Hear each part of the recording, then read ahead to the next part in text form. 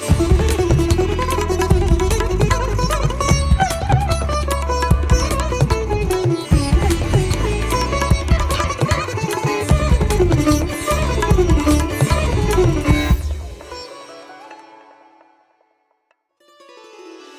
श्री साई राम। साई प्रेम वाणी के हमारे आज के प्रसारण में आप सबका हार्दिक स्वागत है। आज हम आप सबके लिए लेकर आए हैं सुमधुर कार्यक्रमों की मनमोहक श्रृंखला। आज के प्रसारण में आप प्रेमावतार श्री सत्यसाई कार्यक्रम के अंतर्गत दिव्य जीवनी सत्यम शिवम सुंदरम पुस्तिका में वर्णित भगवान बाबा के अलौकिक जीवन काल के कुछ प्रसंग एवं गान सरिता के तहत सुंदरकांड भावार्थ सहित सुनेंगे। हम साई का प्यार जीवन आधार कार्यक्रम में एक मनोरम भेंटवार्ता के साथ ही साथ अवतार वाणी के अंतर्गत श्री भगवान द्वारा दिए गए एक दिव्य संदेश का एक भाग भी सुनेंगे। तो चलिए कार्यक्रम का शुभारंभ करते हैं।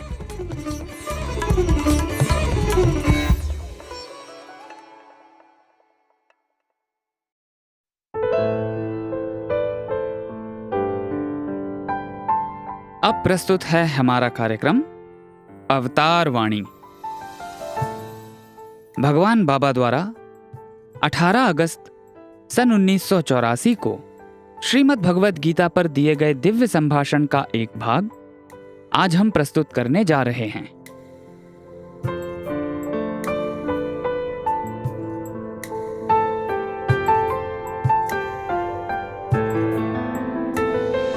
प्रेम स्वरूपुलारा,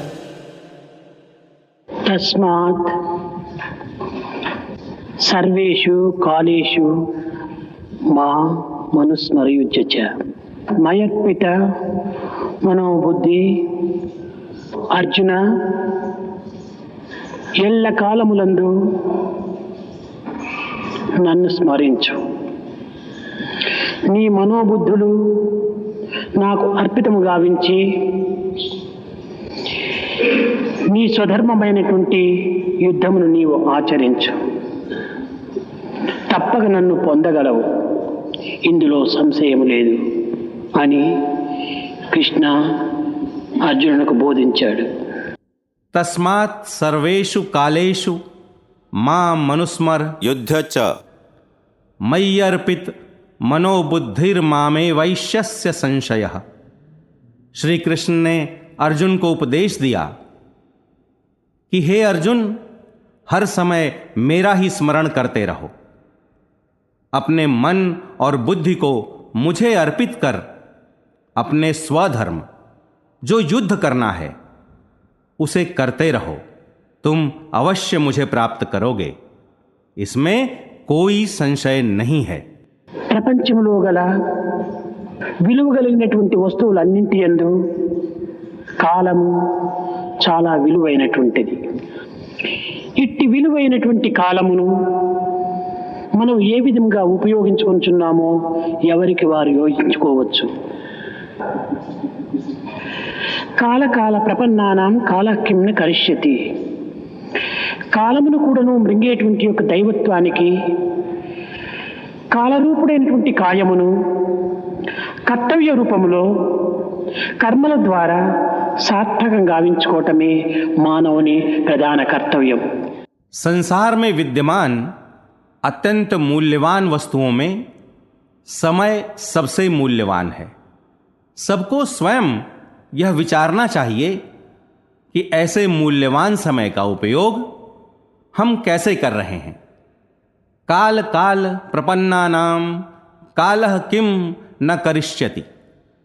काल को भी निगलने वाले ईश्वर को काल रूपी देह के सहारे कर्तव्य रूप में कर्मों के माध्यम से सार्थक करना ही मानव का प्रधान कर्तव्य है। గడిచిపోయినటువంటి కాలమును మనం ఏమాత్రం కూడాను వెనుకకు మరల్చలేము. కోల్పోయిన ఆరోగ్యమునైన కూడాను ఏదో ఒక విధంగా సర్వ విధముల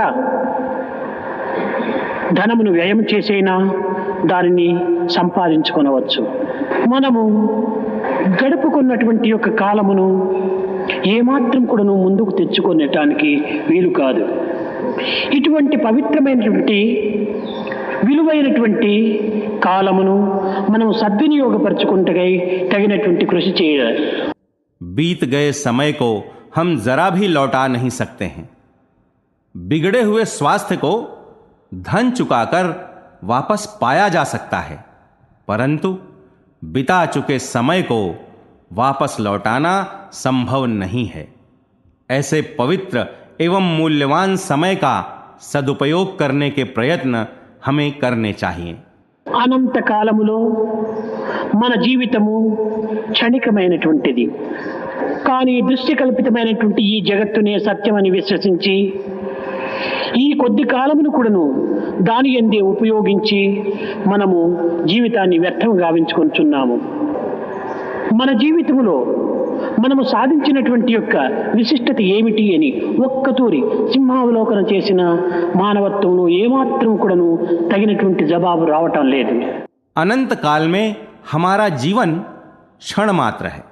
दृश्य कल्पित जगत को ही सत्य मानकर इस थोड़े से समय को भी उसी में बिताते हुए हम अपने जीवन को व्यर्थ कर रहे हैं. हम अपने जीवन में सिंहावलोकन करने पर कौन सी विशिष्टता प्राप्त कर सके हैं का सही उत्तर नहीं मिल रहा है. పుట్టినప్పుడు మానవుడు కోహం కోహం కోహం అనేటువంటి యొక్క శబ్దంతో ఏడ్చుచున్నాడు.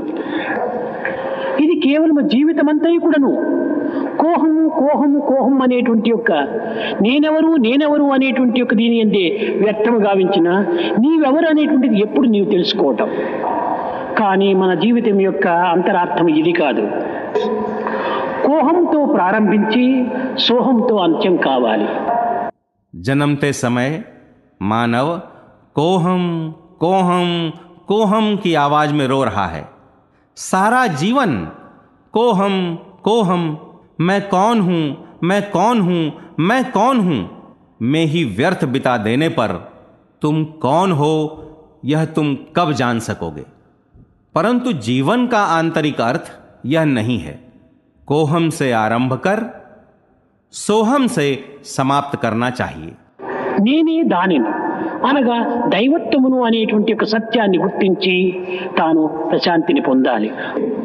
కానీ మానవుడు తన ముందున్నటువంటి యొక్క వస్తువును మాత్రమే లక్ష్యం నందుంచుకొని వెనుక ఏమి జరగబోతున్నదో, వెనుక ఏమి రాబోతున్నదో అనేటువంటి యొక్క విషయాన్ని తాను గుర్తించుకోలేకపోతున్నాడు. నిరంతరము కూడాను ముందు పదార్థమును ఆకర్షించుకునేటువంటి యొక్క దృష్టిని తాను అభివృద్ధి గావించుకొనుచున్నాడే కానీ వెనుక కలగబోయేటువంటి యొక్క ప్రమాదం ఎట్టివో తాను విచారించుకోవటం లేదు. मैं वही हूं अर्थात दैवत्व हूं के सत्य से अवगत होकर प्रशांति को प्राप्त करना चाहिए. परंतु मानव सामने की वस्तु को ही लक्ष्य बनाकर आगे क्या होने वाला है, आगे क्या आने वाला है, इसे नहीं जान पा रहा है. निरंतर सामने के पदार्थ को आकर्षित करने की दृष्टि को ही बढ़ा रहा है, परंतु यह नहीं विचार रहा है कि आगे किस प्रकार के खतरे आने वाले हैं. ఒక కప్ప ముందు ఉన్నటువంటి పురుగును చూచి తాను ఈనాడు నాకు తగిన ఆహారం లభించుచున్నది కానీ అని చాలా ఆనందంతో దానిపైన ఉప్పొంగించడానికి కొంతవరకు పెంచి ఎగరడానికి సంసిద్ధమై ఉంటున్నది. కానీ ఆ కప్పకు వెనుకల ఒక పాము కప్పను మృంగుటకై తాను కూడాను వేచి ఉంటున్నది.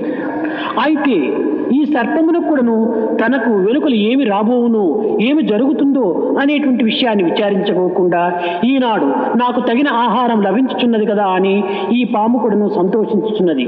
కానీ ఆ పామునకు వెనుకల ఒక పీకాక్ నెమలి ఈ పామును మృంగుటకై పొంచి ఉంటున్నది. కానీ ఈ నెమలి ఈ పామును చూచి ఈనాడు నాకు సమృద్ధి అయినటువంటి ఆహారం లభించుచున్నది ఆశించుతూ ఆనందంతో ఉప్పొంగిపోవచ్చున్నది. కానీ తన వెనుక ఒక బోయవాడు అంబును తీసుకుని తనను కొట్టడానికి సంసిద్ధమై ఉన్నటువంటి విషయము ఈ యొక్క పక్షి గమనించటం లేదు. एक मेंढक सामने के कीड़े को अपना भोजन मानकर उस पर खुशी से कूदने के लिए तैयार है, परंतु उस मेंढक के पीछे उसे निगलने के लिए एक सांप इंतजार में है। परंतु यह सांप भी आगे क्या होने वाला है इस पर न विचारते हुए केवल भोजन मिलने की बात से खुश हो रहा है। परंतु इस सांप को निगलने के लिए उसके पीछे एक मोर छिपा हुआ है। यह मोर भी भरपूर भोजन मिलने की खुशी में है, परंतु वह यह नहीं जान पा रहा है कि उसके पीछे एक शिकारी उसे तीर से मारने को तैयार है। అదే విధముగా ఒకదాని వెనుక ఒకటి మన యొక్క ఆయుష్ నిమిత్తమై పొంచి ఉంటున్నటువంటి యొక్క దృశ్యమును మనం గుర్తించుకోలేక ఏదో ముందు ఏమో మనం చేయగలమనేటువంటి యొక్క ఉత్సాహంతోనూ ప్రోత్సాహంతోనూ ముందంజ వేస్తున్నాము. ఏ క్షణములో, ఏ నిమిషములో, ఏ ప్రదేశములో ఏ విధమైనటువంటి యొక్క ఇక్కట్లు సంభవించును, ఏ విధమైనటువంటి ప్రమాదములు సంభవించును అనేటువంటి యొక్క సత్యాన్ని మనం గుర్తించుకొనక కాలంను వ్యర్థంగా గావించుకుంటున్నాం. इसी प्रकार हमारी आयु के पीछे एक करके जो छिपे हैं, उनसे अनभिज्ञ रहते हुए आगे सब कुछ करने के उत्साह में हम आगे बढ़ते जा रहे हैं. किस क्षण, किस प्रदेश में कैसे कष्ट आएंगे, किस प्रकार के खतरे आन पड़ने वाले हैं, इस सत्य से अनभिज्ञ रहते हुए हम समय का दुरुपयोग कर रहे हैं. కనుక కాలమును మనము సద్వినియోగపరచవలనన్నా మనము తగినటువంటి యొక్క కర్తవ్యాన్ని గుర్తించి క్షణమైనా కూడా మనం వ్యర్థం గావించుకోకుండా పవిత్రమైన కర్మల్లో మనం ప్రవేశించాలి. ఎన్ని లక్షలు, ఎన్ని కోట్లు ధనమును మనము దానికి దారబోసినప్పటికీ గడిచిపోయిన నిమిషము ఒక్క క్షణమైనా మనకు వెనుక రాదు. యవ్వనము చాలా ప్రధానమైనటువంటిది, ప్రమాణమైనటువంటిది. ప్రతి విషయమునందుకును ఆదర్శవంతమైన జీవితాన్ని అందించడానికి ఇది సరి అయిన సమయం. अतः यदि हमें समय का सदुपयोग करना है तो हमें अपने कर्तव्यों से अवगत होकर एक क्षण को भी व्यर्थ न करते हुए पवित्र कर्मों में प्रवेश करना चाहिए. लाखों करोड़ों की संपत्ति लुटाकर भी हम बीते समय में से एक पल को भी नहीं लौटा सकते हैं. यौवन अत्यंत प्रधान है, प्रामाणिक है. प्रत्येक विषय में आदर्शपूर्ण जीवन बिताने का सही समय यही है. మన యొక్క జీవితంలో నరుని యవ్వనము, నది జలము వెనుకకు తిప్పుటకు వీలు కాదు. ఈ సత్యాన్ని యువకులు గుర్తించి తమ కాలమును సద్వినియోగపరచుకునే నిమిత్తమై తగినటువంటి కృషి సల్పాలి. కనుక కాలమును మనం ఆధారం చేసుకొని ఈ కాలచక్రమును మనం ఎంతవరకు సాక్షిభూతంగా నుంచుకొని తద్వారా మన జీవిత నావను నడుపుకుంటూ ప్రయత్నించాలి. ముందు ఏమి జరుగును అనేటువంటి విషయాన్ని మనం ఏమాత్రం కూడా గుర్తించుకోవటం లేదు. మన యొక్క జీవిత లక్ష్యాన్ని ఒక ప్రధానమైనటువంటి దృష్టిలో ఉంచుకోవాలి. मानव जीवन में यौवन और नदी में बह गए जल को लौटाना संभव नहीं है. इस सत्य से अवगत होते हुए युवाओं को समय का सदुपयोग करने के प्रयत्न करने चाहिए. समय को आधार और साक्षी भूत बनाते हुए हमें अपनी जीवन नौका को खेने का प्रयत्न करना चाहिए. आगे क्या कुछ होने वाला है इससे हम अवगत नहीं हो रहे हैं. हमें अपने जीवन लक्ष्य को दृष्टि में रखना चाहिए. భగవద్గీతలో భక్తి యోగములో ప్రధానముగా కాలమును ప్రమాణ రూపంలో స్వరూపించింది. ఈ కాలమును నీ కర్తవ్య రూపంలో నీవు ఏ విధమైనటువంటి యొక్క వైరాగ్యమును పొందకపోయినప్పటికీ సర్వకర్మలు కూడాను భగవత్ ప్రీత్యార్థంగా గావించడం చేత ఇది సార్థకమవుతుందని కూడాను బోధించాడు గీతాచార్యుడు. మా మనుస్మరయుజ్యచ, మా మనుస్మరయుజ్యచ. అర్జున, నీ యొక్క స్వధర్మమైనటువంటి యుద్ధమును కూడాను నీవు ఆచరించు, కానీ మా మనుస్మరయుజ్యచ, నన్ను స్మరించుతూ నీవు యుద్ధం చేయి. నీకు ఇందులో ఏ విధమైనటువంటి దోషంలో నిన్ను అంటవు. भगवत गीता ने भक्ति योग में विशेषतः काल को ही प्रमाण के रूप में स्वीकार किया है. गीताचार्य ने उपदेश दिया कि वैराग्य के सहारे न सही, समय का कर्तव्यों के सहारे सर्व कर्म भगवत प्रीत्यर्थम से सभी कर्मों को निभाने पर जीवन सार्थक होगा। मां मनुस्मर युद्ध च। हे अर्जुन, अपने स्वधर्म युद्ध करने को तुम निभाते रहो, परंतु मां मनुस्मर युद्ध च। मेरा स्मरण करते हुए तुम युद्ध करो, तब किसी भी प्रकार के दोष तुम्हारा स्पर्श नहीं कर पाएंगे। నీ కర్తవ్యం విసర్జించి అరణ్యమునకు పోయి తపస్సు ఆచరించమని బోధించలేదు. సర్వసంగ పరిత్యాగి అయి సంసారమును త్యజించి నీవు ఏదో ఒక సన్యాసిగా రూపొందించమని బోధించలేదు. నీవు ఏది నీ ఇల్లు వాకిలి విసర్జించనక్కరలేదు. ఏది చేసినా, ఏది చూచినా, ఏది చెప్పినా, ఏది తలచినా కూడాను నా భావంతో నీవు దానిని ఆచరించమని చెప్పాడు. తుమిత మనోబుద్ధి, నాకు నీ మనోబుద్ధులు అర్పితం గావించమన్నాడు. ఈ విధమైనటువంటి దీన్ని అద్భుతం గావించుకొని మనం చేయటంలో ఎట్టి విధమైనటువంటి ఇక్కట్లు కూడాను మనకు ఉండవు. अपने कर्तव्यों को त्याग कर जंगल में जाकर तप करने का उपदेश नहीं दिया। सब कुछ त्याग कर संसार से विमुख होकर सन्यासी बनने का उपदेश नहीं दिया। घर बार त्यागने की आवश्यकता नहीं है। जो भी करो, जो भी देखो, जो भी कहो, जो भी विचारो, परंतु मेरी भावना के साथ करो, ऐसा उपदेश दिया। कहा कि अपने मन और बुद्धि को मुझे अर्पित करो। इस प्रकार का समर्पण करने पर किसी भी प्रकार की कठिनाइयां नहीं होंगी। కానీ ఈ మాత్రమైన కూడాను భగవత్ అర్పితము గావించి కర్మలలో ప్రవేశించేటువంటి యొక్క శక్తి సామర్థ్యములు కానీ దృఢ విశ్వాసములు కానీ మానవుని యందు ఈనాడు కోల్పోయినాడు. ఈ నమ్మకమును మనం అభివృద్ధి పరచుకోవాలి. కానీ ఈనాటి విద్యావంతులు కానీ ఈనాటి పౌరులు కానీ నమ్మకమును రెండు నయనంబులే లేని అంధులైరి మంజులవని యందు ఎవరెవరి జన్మను ఏ యొక్క కారణమును పురస్కరించుకొని ఏ ఏ పరిస్థితి లోపల ఏ ఏ స్థానమును పొందుచున్నవో ఎవరికి నీ అర్థం కావు. యందు దృఢశక్తిని మనం అభివృద్ధి పరచుకోవాలి. इतना मात्र भी भगवद अर्पण कर कर्मों में प्रवेश करने के लिए आवश्यक शक्ति और सामर्थ्य तथा दृढ़ विश्वास से मानव हाथ धो बैठा है। ऐसे विश्वास को मानव को बढ़ाना चाहिए। आज के शिक्षाविद और नागरिक विश्वास के दो नेत्रों से रहित दृष्टिहीन से हो गए। किन किन लोगों के जन्म किन कारणों से किन प्रदेशों में कौन से स्थान ग्रहण कर रहे हैं किसी को पता नहीं, परंतु भक्त को अपने अंदर दृढ़ शक्ति को बढ़ाना चाहिए। ఏ కార్యమును మనం చేయవలనప్పటికీ ఒక దృఢ నిశ్చయానికి మనము రావాలి. ఈ దృఢ నిశ్చయమే లేకపోతే మానవుడు ఏ చిన్న కార్యమును కూడా సాధించలేడు. ఒక చిన్న పక్షి, టిట్టిభము అంటారు దాని పేరు. ఇది సముద్రమునకు ఒడ్డు లోపల ప్రతి పర్యాయం కూడాను తాను గుడ్లు పెట్టుకోవటము, ఏదో పిల్లల్ని పెంచుకొని తాను ఆనందంగా జీవితాన్ని గడపవాలని గుడ్లు పెట్టుకుంటూ వచ్చింది. అది ఒక్కొక్క పర్యాయం అలలు పెద్దగా రావటము, ఈ అలల్లో ఈ గుడ్లు కొట్టుకుని పోవటము ఈ విధంగా జరుగుతూ వచ్చింది. जो कार्य भी हमें करना है तो उसके लिए दृढ़ संकल्प को लेना चाहिए।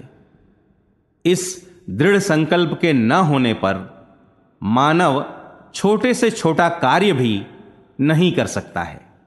एक छोटा सा पक्षी जिसे टिट्टिभ कहते हैं, वह समुद्र के तट पर अंडे देती और सानंद जीवन बिताना चाह रही थी, परंतु कभी कभी बड़ी बड़ी लहरें आती और उसके अंडे बह जाते थे।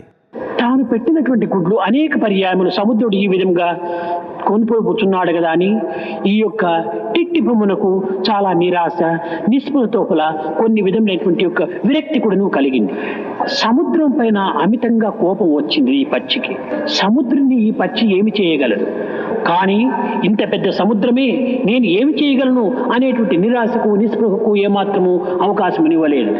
ఏమైనా సరే ఈ సముద్రాన్ని ఖాళీ చేయాలి అనేటువంటి తీక్షణ పట్టింది. इस प्रकार समुद्र द्वारा अपने अंडे निगले जाने पर इस टिट्टिभ को बड़ी निराशा और विरक्ति हुई. इस पक्षी को समुद्र पर बड़ा क्रोध आया, परंतु यह पक्षी समुद्र का क्या बिगाड़ सकता है, परंतु इतने बड़े समुद्र से कैसे निपट सकता हूं, यह विचार करके वह निराश नहीं हुआ. जो भी हो, मैं इस समुद्र को खाली करूंगा, ऐसा उस पक्षी ने संकल्प किया. ఈ దృఢ నిశ్చయం అనేటువంటిది తన హృదయంలో చేసుకుంది. తన చిన్న ముక్కుతో కొంచెం నీరు తీసుకొచ్చడం, బయట పోయటం, చిన్న ముక్కుతో నీరు తేవటం, బయట ఈ విధంగా తాను సముద్రాన్ని ఖాళీ చేయాలని తాను సంకల్పించుకుంది. కట్టగడపడికి ఏమి జరిగింది? సముద్రుణ్ణి జయించింది ఈ పక్షి. ఇది క్రమక్రమేణా గరుడుని యొక్క సహాయం తీసుకుంది. ఈ గరుడుని యొక్క రికమెండేషన్ తో విష్ణువు యొక్క అనుగ్రహాన్ని సాధించింది. విష్ణువు సహాయముతో సముద్రాన్ని దండించింది. ఇంకా పైన నీ గుడ్లకు ఎట్టి ప్రమాదమును కలవకునివ్వకుండా చూసుకుంటానని సముద్రుడు ప్రామిస్ చేశాడు. अपने हृदय में संकल्प को दृढ़ किया. अपनी छोटी सी चोंच से थोड़ा सा पानी लाता और बाहर उड़ेलता. छोटी सी चोंच से थोड़ा सा पानी लाता और बाहर उड़ेलता. इस प्रकार उसने समुद्र को खाली करने का निश्चय किया. अंततः क्या हुआ? वह पक्षी समुद्र पर विजयी हुआ. उसने गरुड़ की सहायता ली. गरुड़ के रिकमेंडेशन से भगवान विष्णु के अनुग्रह को प्राप्त कर सका. इस प्रकार उसने समुद्र को दंडित किया. समुद्र ने प्रॉमिस किया कि आगे कभी तुम्हारे अंडों को हानि नहीं पहुंचाऊंगा. కానీ టిట్టిమ పక్షి ఎక్కడ, సముద్రం ఎక్కడ? కానీ అదే విధంగానే మనం నిరాశకు గురి కారాదు. బ్రహ్మాండమంతట బ్రబలుచుండెడి నీకు ఆలయమున మచ్చ నలవియగునా అని నిరాశకు గురి కాకూడదు. బ్రహ్మాండమంతట బ్రబలుచుండెడి నీకు ఆలయమున మచ్చ నలవియగునా అని బలహీనత ఎందుకు చెందాలి? కోటి సూర్యుల కాంతి మేటి కలిగిన నీకు ప్రమిత ద్వీపమునెవరు పట్టగలరు? అజహరాదులకైన అందని వాడవు నీరూపు గనుగొనెవరి తరము? సర్వజీవుల యందు సంచరించటి నీకు సరి అయిన పేరెడు సాధ్యమగునా? బ్రహ్మాండమంతట బ్రబలుచుండెడి నీకు, బ్రహ్మాండమంతట పొట్టలోనున్నట్టు నీకు భక్ష్యభోజ్యమునెవరు పెట్టగలరు? సర్వ జలముల యందు సంచరించటి నీకు స్నానంబు చేయింప సాధ్యమగునా? एक छोटा सा टिट्टिभ पक्षी कहां और एक समुद्र कहां? इसी प्रकार हमें भी निराश नहीं होना चाहिए. ब्रह्मांड पर्यंत व्याप्त तुम्हारे लिए मंदिर कैसे बना सकता, ऐसा विचार कर निराश नहीं होना चाहिए. ब्रह्मांड पर्यंत व्याप्त तुम्हारे लिए मंदिर कैसे बना सकता, ऐसा विचार कर कमजोर क्यों पड़े? कोटि सूर्य के प्रकाश से दीप्त तुमको छोटा दीपक मिट्टी का कौन दे सकता? अजहरादि की समझ में आते नहीं, रूप तुम्हारा कोई कैसे देख सकेगा? सकल प्राणियों में करते तुम संचार, नामकरण तेरा कोई कर पाएगा? ब्रह्मांड सकल को तुम उदर धरे, क्या भोजन तुमको कोई खिला सकेगा? सकल जलों में करते तुम संचार, कैसे कोई करा सकेगा तुमको स्नान? ఈ విధమైనటువంటి భ్రాంతులతో మనము భగవంతునికి ఏమీ చేయలేము. కానీ ఈ బలహీనతకు మనము ఏమాత్రం కూడా అవకాశం ఇవ్వరాదు. బ్రహ్మాండమంతటి బ్రబలుచుండెడి నీవు నా హృదయ ఆలయములో నీవు నివసిస్తున్నావు అనేటువంటి ధైర్యంతో మనము భగవంతుని హృదయాకాశంలో ప్రతిష్ఠ చేసుకోవాలి. అనోరణీయాన్ మహతో మహీయాన్, నీవు గొప్పతనంలో గొప్పగా ఉన్నావు, కానీ అల్పత్వంలో నా హృదయం లోపల అరించి స్వరూపంలో ఉంటున్నావు. इस प्रकार की भ्रांतियों से ईश्वर के लिए कुछ नहीं कर सकते जैसी दुर्बलता को हमें अवसर नहीं देना चाहिए. ब्रह्मांड पर्यंत व्याप्त तुम मेरे हृदयालय में निवास कर रहे हो कि धीरता के साथ ईश्वर को हृदयाकाश में प्रतिष्ठित कर लेना चाहिए. अणोरणीयान महतो महीयान, बृहद में तुम बृहद बने हो, परंतु अल्पता में मेरे हृदय में आधे इंच के स्वरूप में ही बसे हो। अभी आप सुन रहे थे अवतार वाणी। आज आपने भगवान बाबा द्वारा सन 1984 में श्रीमद् भगवद गीता पर दिए गए दिव्य संभाषण का एक भाग सुना।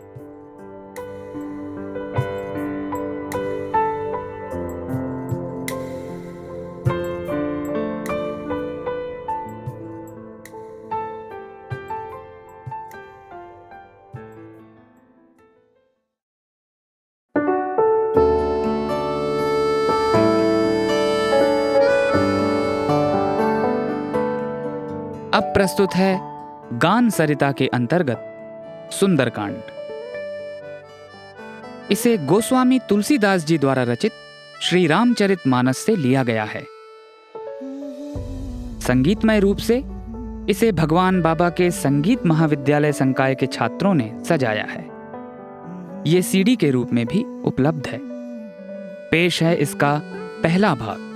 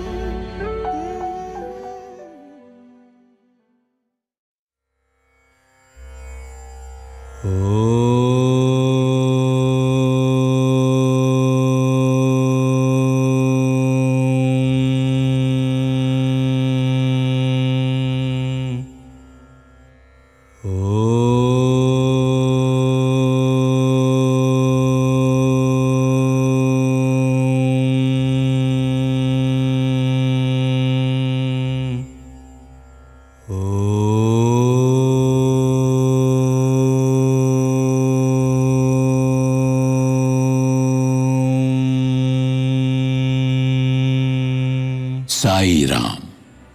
रामायण आध्यात्मिक पथ पर एक प्रकाश पुंज की भांति लाखों लोगों का विपत्तियों एवं कठिनाइयों में, जो कालांतर में हमारे जीवन का एक अभिन्न अंग ही बन जाती हैं, शताब्दियों से मार्गदर्शन करती हुई चली आ रही है। रामायण परमात्मा के इस धरा पर प्रभु श्री रामचंद्र जी के रूप में अवतरण की जीवन कथा हमें सुनाती है, जिन्होंने एक उत्तम पुरुष के रूप में जीवन जीते हुए ये शिक्षा दी कि हमें विभिन्न परिस्थितियों में किस प्रकार आचरण करना चाहिए एवं लोगों से किस प्रकार व्यवहार करना चाहिए, भले ही वे हमारे शत्रु ही क्यों ना हों। धन्य हैं देवर्षि नारद, जिनकी प्रेरणा से सर्वप्रथम महर्षि वाल्मीकि के द्वारा संस्कृत भाषा में श्लोकों के रूप में इस महाग्रंथ की रचना की गई। कालांतर में भारत की अन्य भाषाओं में भी इस महाग्रंथ की रचना की गई, जिससे यह अमर कथा संस्कृत भाषा न जानने वालों के मध्य भी पहुंच सकी।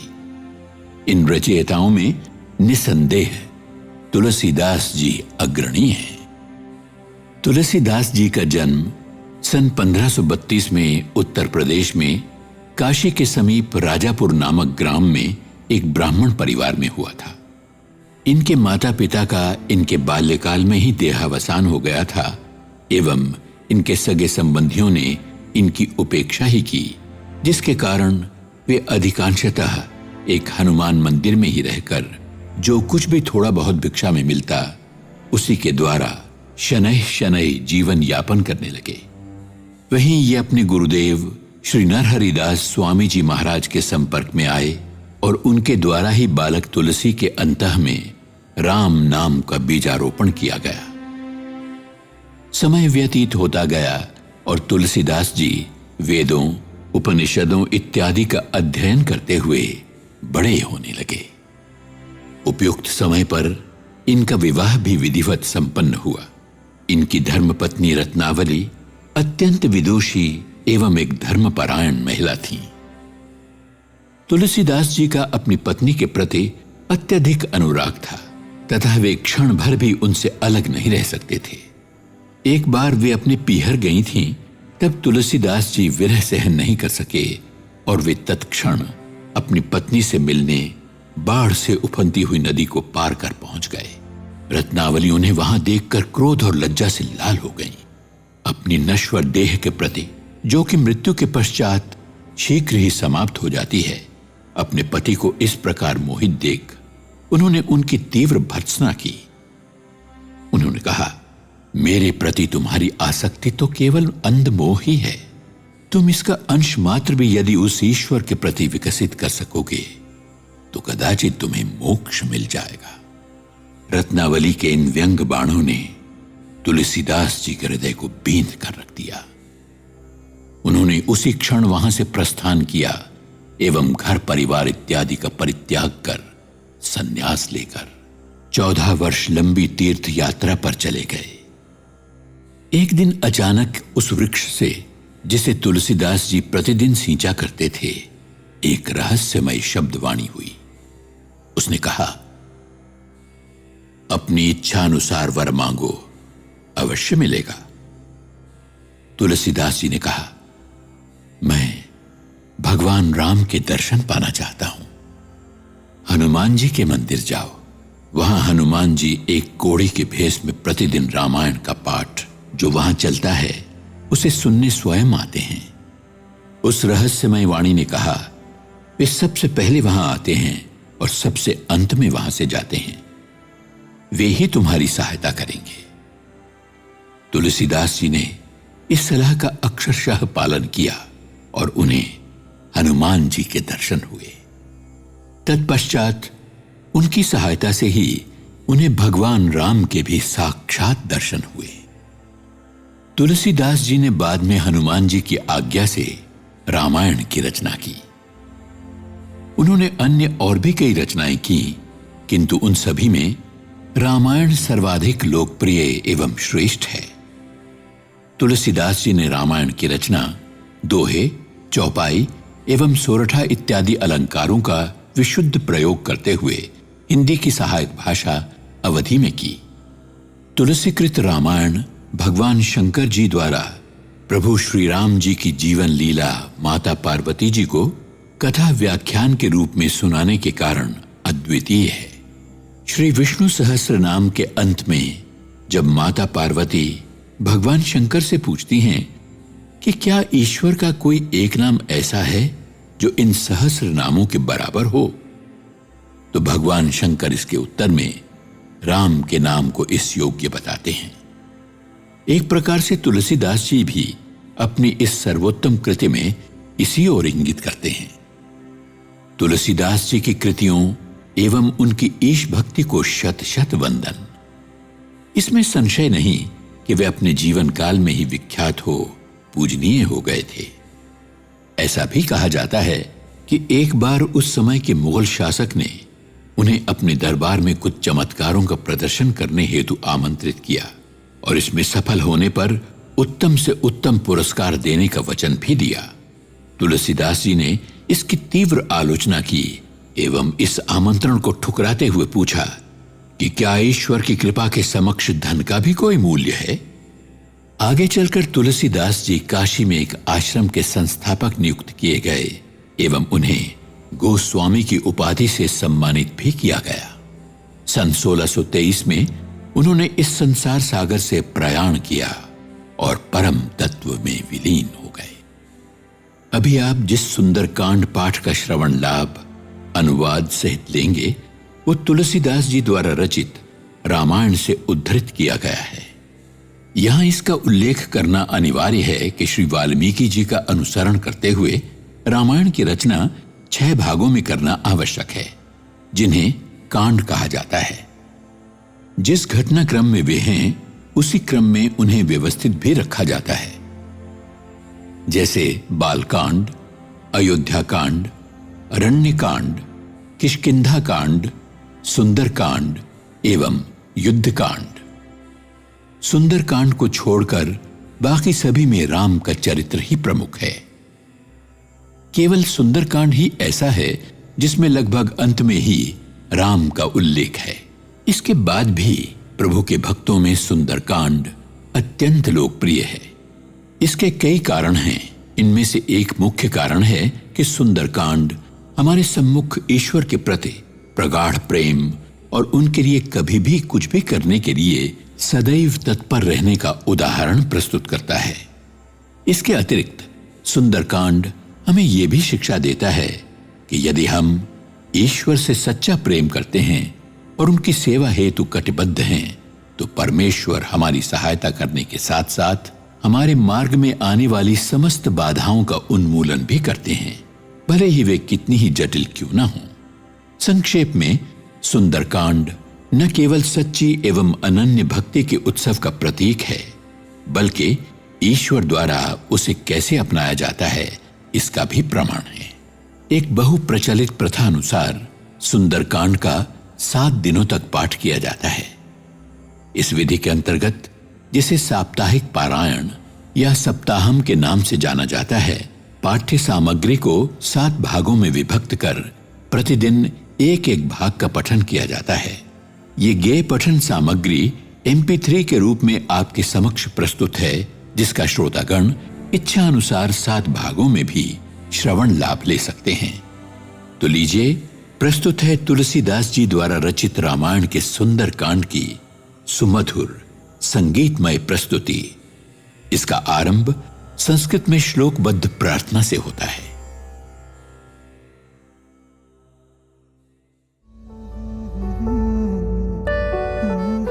अभी आप सुन रहे थे गान सरिता। आज इसके अंतर्गत हमने श्री रामचरितमानस के सुंदरकांड का पहला भाग सुना। इसे स्वामी के म्यूजिक कॉलेज के विद्यार्थियों ने ससंगीत प्रस्तुत किया था।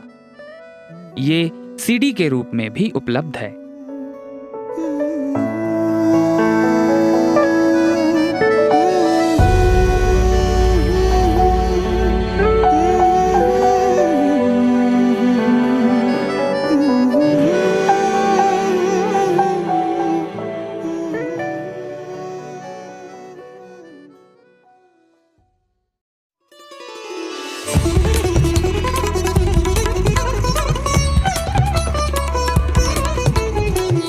साई प्रेम वाणी, भगवान श्री सत्य साई बाबा का दिव्य संदेश, अब हिंदी में।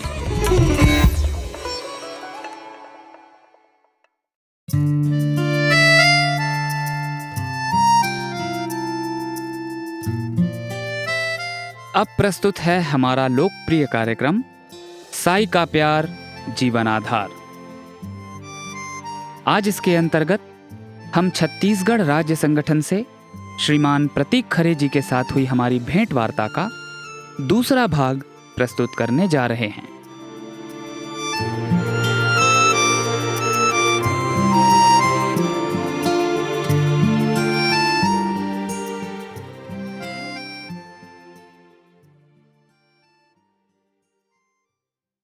एक और अनुभव आपको छोटा सा बताना चाहूंगा। बिल्कुल भैया। हमें जीवन में अपने जो भी पूर्वजन्म के कर्म हैं उनका परिणाम तो भोगना ही पड़ता है।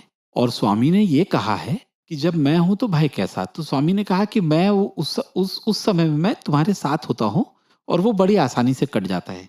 मैं श्रोताओं को बताना चाहूंगा कि मेरी पोस्टिंग दंतेवाड़ा दूरस्थ जिले में हुई। ओहो, नक्सल प्रभावित जिले में। और उस समय वहां पर नक्सलियों के विरुद्ध ग्रामीणों ने आंदोलन छेड़ा हुआ था, तो जिसमें हमारी सरकार के महामहिम राज्यपाल महोदय वगैरह उस समय आते रहते थे। तो एक कार्यक्रम के लिए वहां से करीब 50 किलोमीटर दूर भैरमगढ़ में गया हुआ था। तब मेरे सीने में दर्द उठा, लेकिन उस पर मैंने ध्यान नहीं दिया। मुझे लगा कि शायद सामान्य प्रॉब्लम होगी। दूसरे दिन सवेरे वो दर्द फिर उठा।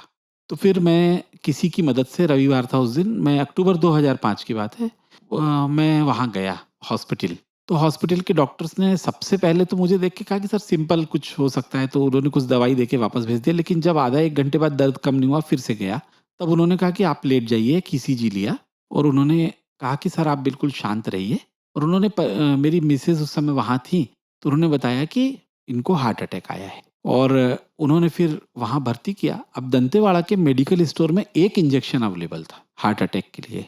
केवल एक ही इंजेक्शन जो चाहिए था, वो भी केवल एक इंजेक्शन मेडिकल स्टोर में उपलब्ध था। और मेरे मित्र दौड़कर जाकर वो इंजेक्शन लेकर आए और उन्होंने वो इंजेक्शन दिया। और मैंने पलंग पर जब इंजेक्शन दिया गया और वो डील करते थे, उस समय मैंने लगभग ये महसूस किया कि जैसे शायद मैं शरीर से बाहर निकलने वाला हूँ, और मैं ट्रांस में चला गया और कुछ विचार नहीं आ रहे थे। अचानक मुझे लगा कि शायद स्वामी सामने हैं और स्वामी शायद चेयर पर बैठे हैं और मैं उनके चरणों में हूँ। तो मैंने कहा हाथ जोड़कर कि स्वामी, अगर आपकी इच्छा है कि अब ये यहाँ समाप्त हो गया है ये जीवन काल, तो जैसी आपकी इच्छा, मैं तैयार हूँ, चलिए। लेकिन अगर मेरी इच्छा पूछना चाहेंगे तो अभी पारिवारिक जिम्मेदारियां बहुत हैं, तो मैं रुकना चाहता हूँ। ऐसा मैंने उस समय प्रार्थना की।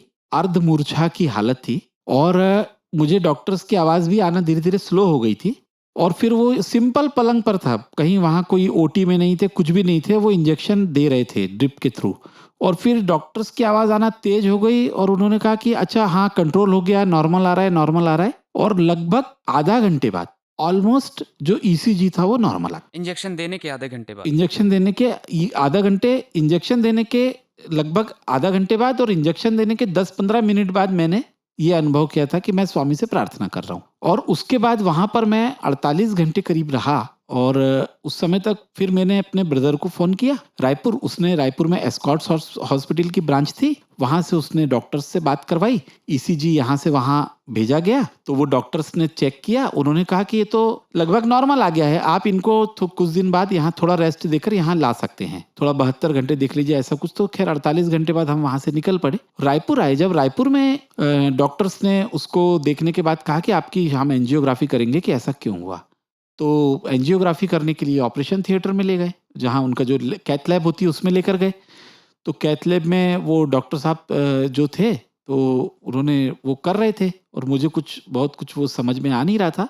तो वो डॉक्टर साहब फिर मेरे पास आए और मुझसे बोले कि आप जानते हैं आप बहुत लकी हैं। तो मैंने कहा कि क्यों?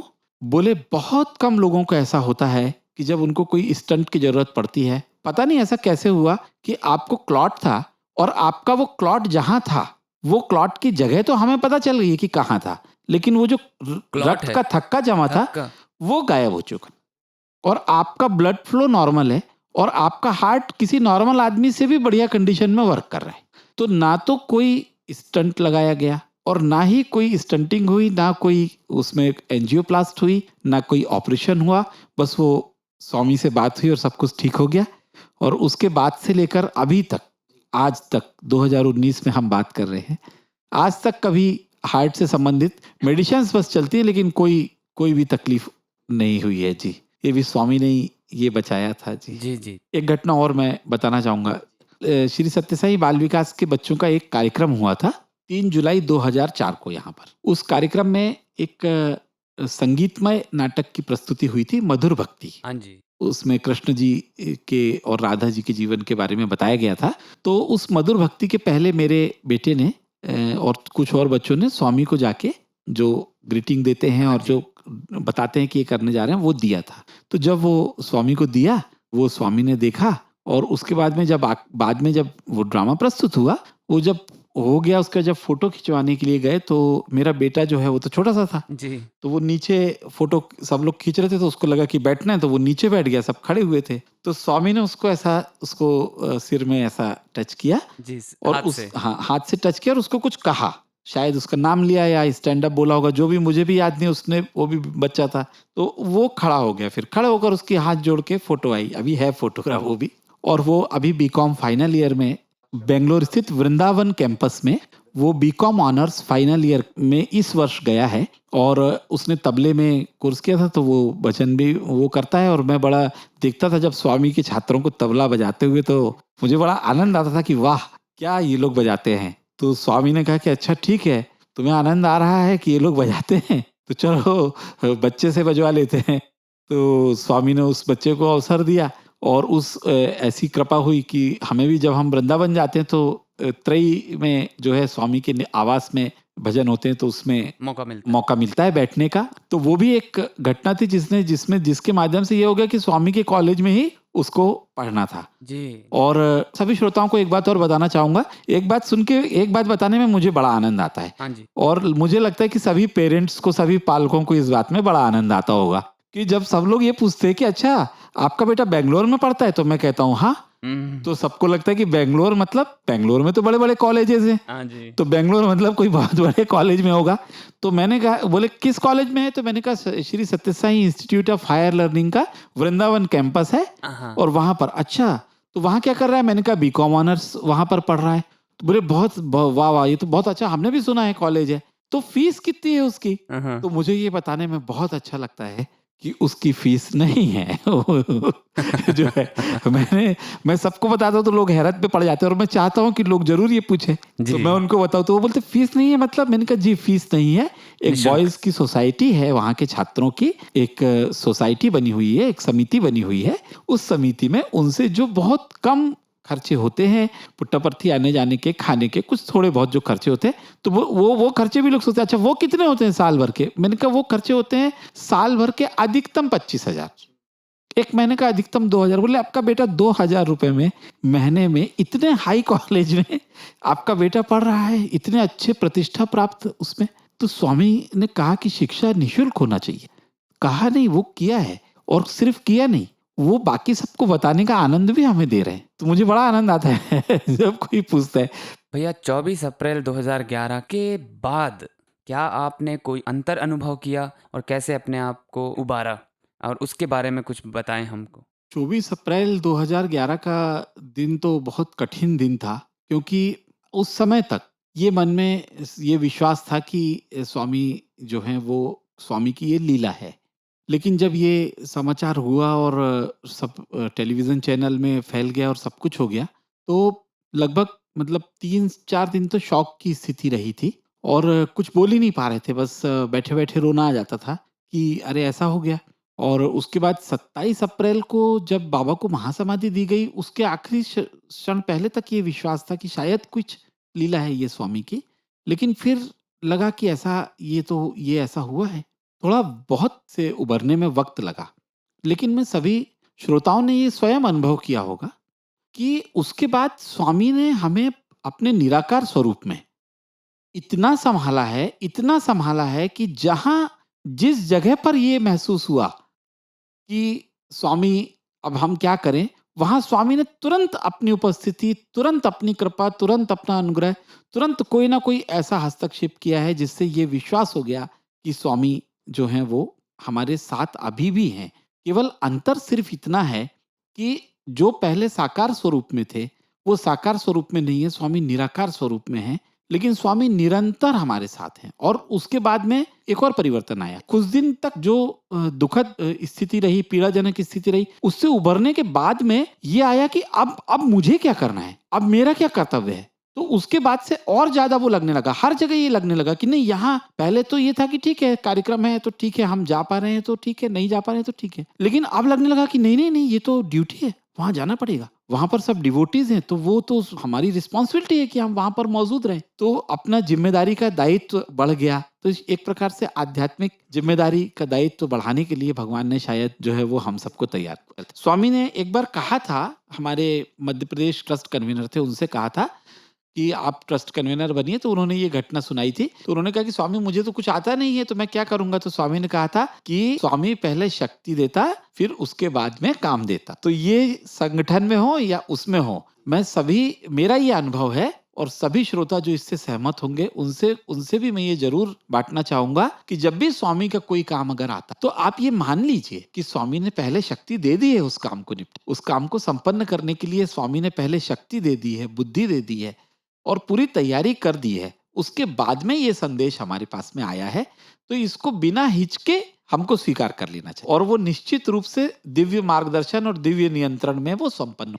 भगवान के मिशन में से आपको सबसे ज्यादा रोचक कौन सी शिक्षा या क्या लगता है? मुझे जो सबसे ज्यादा जिसमें आनंद आता है वो ये है कि श्री सत्य साई बाल विकास कार्यक्रम जो है, श्री सत्य साई बाल विकास कार्यक्रम, मुझे लगता है कि वो बहुत अबोध मन के लिए स्वामी ने बहुत बड़ी, इस युग में मानवता को बहुत बड़ा उपहार है। इससे बड़ा उपहार हो ही नहीं सकता कि जब पूरी पुरातन संस्कृति का, हमारे सारे उसका ज्ञान, सारे आध्यात्मिक सार को भगवान बड़े आसानी से एक अबोध मन में उतारने का दायित्व वो भी दे रहे हैं एक बाल विकास गुरु को। गुरु का भी जीवन धन्य है, बच्चे का भी जीवन धन्य है और मुझे सबसे अच्छा लगता है कि अगर उस गुरु की मैं कुछ सेवा कर सकता हूँ, हम लोग कुछ अगर कर सकते हैं उसके लिए मिलकर, तो करते हैं। उसी श्रृंखला में हमने मूल्य गीत तैयार किए थे, उसी श्रृंखला में एक पुस्तक तैयार की है और उसी श्रृंखला में और भी कुछ प्रस्तुतियाँ तैयार की हैं अच्छी से अच्छी। इसलिए मैं रेडियो साई की टीम से भी हमेशा रिक्वेस्ट करते रहता हूँ कि जो शेरू मामा की कहानियाँ हैं वो ज़्यादा से ज़्यादा वो करें। तो वो क्षेत्र बहुत ही अच्छा है, बड़े ही आनंद का क्षेत्र है। इसके अलावा सेवा तो जैसी भी सेवा हो, उसका कोई वही नहीं है, कोई उसका कोई विकल्प ही नहीं है, कोई विकल्प ही तुलना नहीं है। जितना आनंद आपको नारायण सेवा में प्लेट धोने में आता है, उतना ही आनंद आपको पकाने में आता है, उतना ही आनंद अनाज देने वाले को आता है, उतना ही आनंद अनाज देने के लिए जो व्यक्ति आपको फ़ोन करता है कि भैया आप ये सहभागिता देंगे क्या? उसको भी उतना ही आनंद आता है। अनंत भगवान अनंत और भगवान का आनंद अनंत। प्रतीक भैया, आपने अनुपम अनुभव हम लोगों के साथ साझा किए। हम आपके बहुत बहुत आभारी। रेडियो साई में आने के लिए धन्यवाद। साई राम। बहुत-बहुत धन्यवाद अभिषेक जी, और रेडियो साई की पूरी टीम को बहुत-बहुत धन्यवाद। बहुत मेहनत से और बहुत ही अच्छी तरह से संजोकर दिल को लुभाने वाला, मन को अच्छा लगने वाला और एक गुणवत्ता वाला, जो गुणवत्ता की जो अंदर अपने अंदर जो सामग्री लिए होता है, कंटेंट्स लिए होता है, वो तैयार करके आप भक्तों तक दे रहे हैं। और ये भक्तों की जो साईं भक्तों की जो है सेवा कर रहे हैं, ये बहुत ही आनंददायक है। थैंक यू भैया। साई राम भैया। साई राम।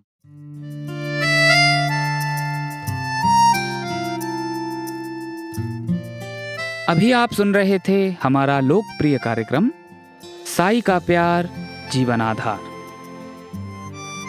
आज इसके अंतर्गत छत्तीसगढ़ राज्य संगठन से श्रीमान प्रतीक खरे जी के साथ हुई हमारी भेंट वार्ता का दूसरा भाग प्रस्तुत किया गया था। ये भेंट वार्ता रेडियो साई के स्टूडियो में 4 जून सन 2019 को रिकॉर्ड की गई थी।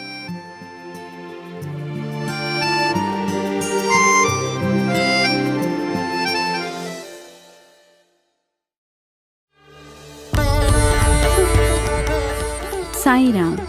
आप सुन रहे हैं प्रशांत निलयम से रेडियो साईं हिंदी का प्रसारण साईं प्रेम वाणी। इस कार्यक्रम में प्रेमावतार श्री सत्य साईं शीर्षक के अंतर्गत हम भगवान श्री सत्य साईं बाबा की जीवनी सत्यम शिवम सुंदरम से लिए गए प्रसंग प्रस्तुत करते हैं। आज हम प्रस्तुत करने जा रहे हैं सत्यम शिवम सुंदरम पुस्तक भाग 1 के अंतिम अध्याय का श्रवण।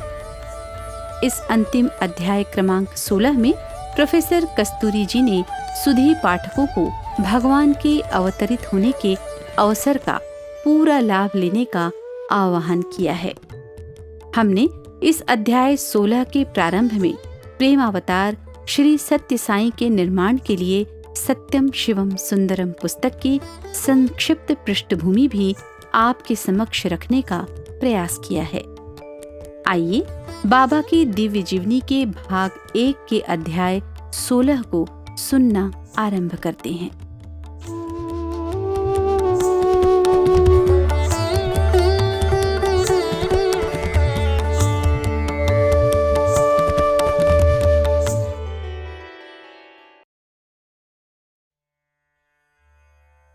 हम आपको बताना चाहेंगे कि प्रोफेसर एन कस्तूरी जी द्वारा लिखित सत्यम शिवम सुंदरम पुस्तक के अंग्रेजी के प्रथम संस्करण और उसके बाद हिंदी संस्करण के प्रकाशन के बीच एक लंबा अंतराल रहा है। इसलिए हिंदी संस्करण में उल्लेखित समय की अवधि जैसे बताए गए वर्षों में कुछ अंतर रहा है, जिसका परीक्षण करते हुए हमने प्रसारण को आप तक पहुंचाते समय सटीक और स्पष्ट विवरण प्रस्तुत करने का भरपूर प्रयास किया है। भगवान बाबा की जीवनी सत्यम शिवम सुंदरम को आप तक ऑडियो और वीडियो के माध्यम से प्रेमावतार श्री सत्य साईं शीर्षक से प्रसारित किया गया है। हमने यथासंभव अंग्रेजी व हिंदी संस्करणों के समस्त उद्धरण शामिल करने का प्रयास किया है। किसी स्थान पर असमंजस होने की स्थिति में प्रोफेसर कस्तूरी जी द्वारा लिखित अंग्रेजी संस्करण को प्रादर्श रूप में मान्य किया है। सत्यम शिवम सुंदरम भाग 1 के अंतिम अध्याय 16 का श्रवण प्रस्तुत हो रहा है।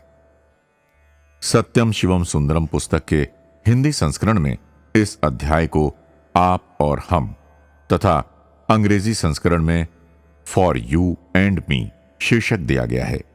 आइए सत्यम शिवम सुंदरम भाग 1 के इस अंतिम अध्याय का श्रवण आरंभ करते हैं।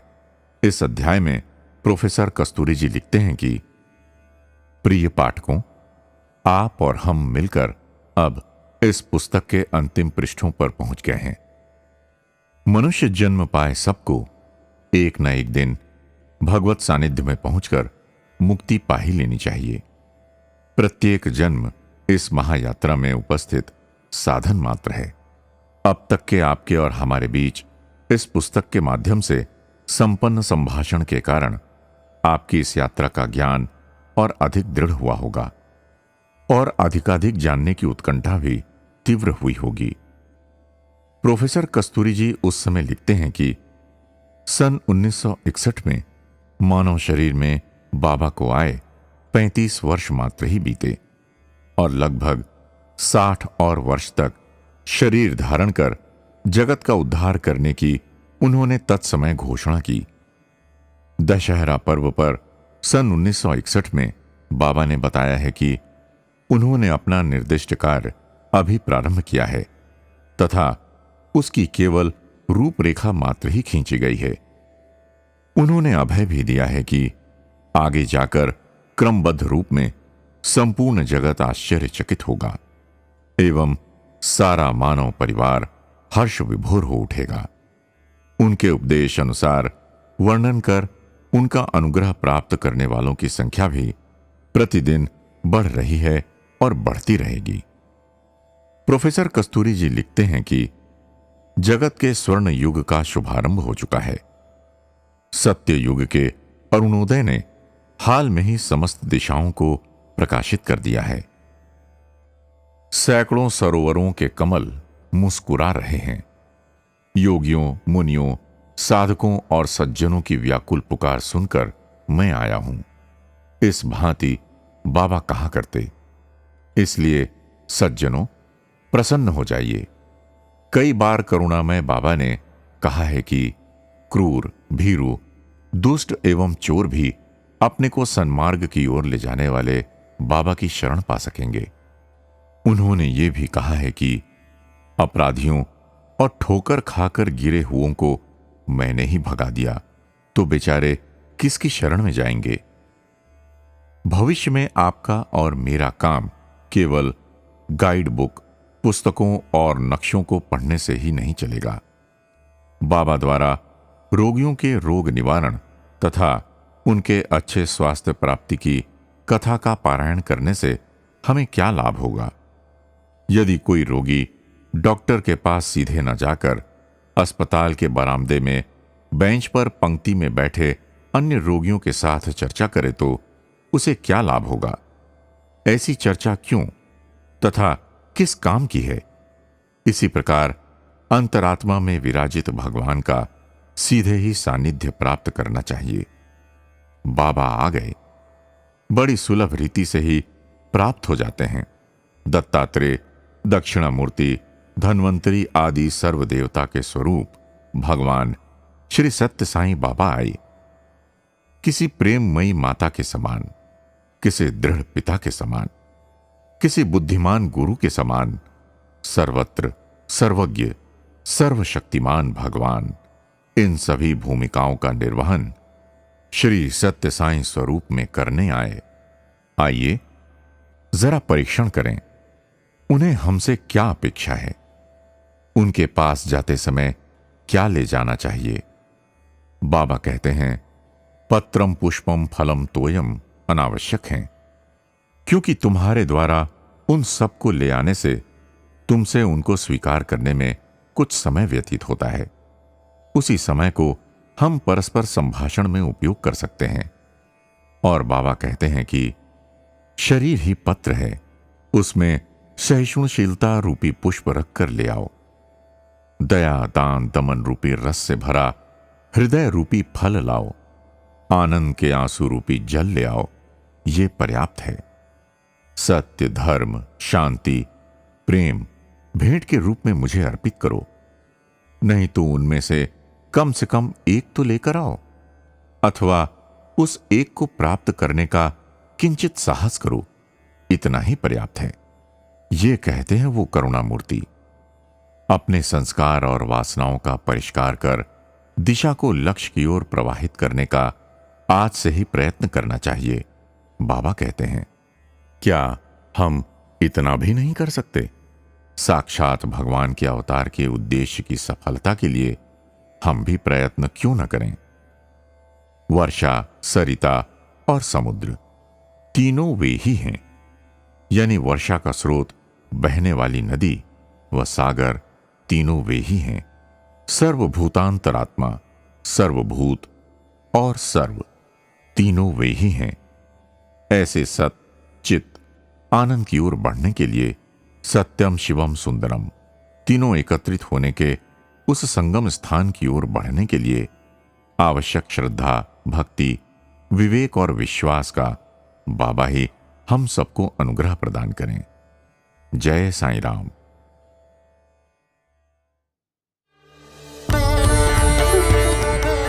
साईं राम। अभी आप सुन रहे थे प्रेमावतार श्री सत्य साईं। प्रोफेसर कस्तूरी जी ने कितना सुंदर आह्वान किया है कि हम सब भगवान के अवतार और मिशन में शामिल होने की इस दुर्लभ अवसर का पूरा लाभ उठाएं।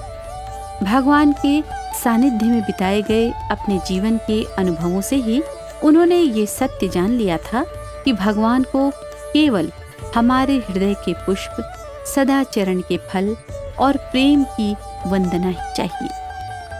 प्रोफेसर कस्तूरी जी ने ये भी लिखा कि बाबा के चमत्कारों का आनंद लेने तक ही सीमित नहीं रहना है, बल्कि जीवन के परम लक्ष्य को प्राप्त करना है। इसके लिए भगवान की शिक्षाओं पर आचरण का मंत्र उन्होंने दिया।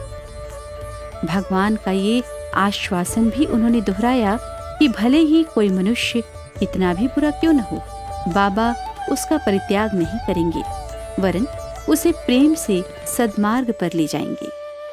सत्यम शिवम सुंदरम के भाग 1 को श्रोताओं तक पहुंचाने के इस प्रयास को हम उसी प्रकार हमारे प्रिय भगवान को समर्पित करते हैं, जिस प्रकार गंगा जी का जल गंगा जी में खड़े होकर भक्तगण गंगा जी को ही अर्पित करते हैं। ये प्रसारण जारी रहेगा। अगली कड़ियों में बाबा की दिव्य जीवनी सत्यम शिवम सुंदरम पुस्तक के भाग 2 का प्रारंभ होगा। जय साईं राम।